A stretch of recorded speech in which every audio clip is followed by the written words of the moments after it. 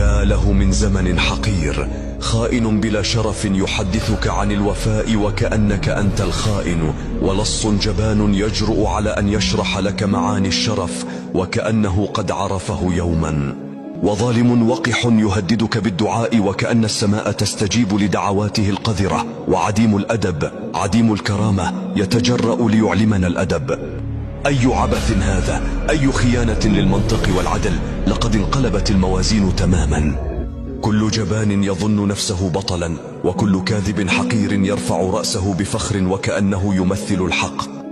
في هذا الزمن تهاوت الفضائل تحت الأقدام، وتلاشت القيم الحقيقية وسط زيف الكاذبين، ولا يبقى إلا صوت الحق مكسورا وسط هؤلاء الجبناء.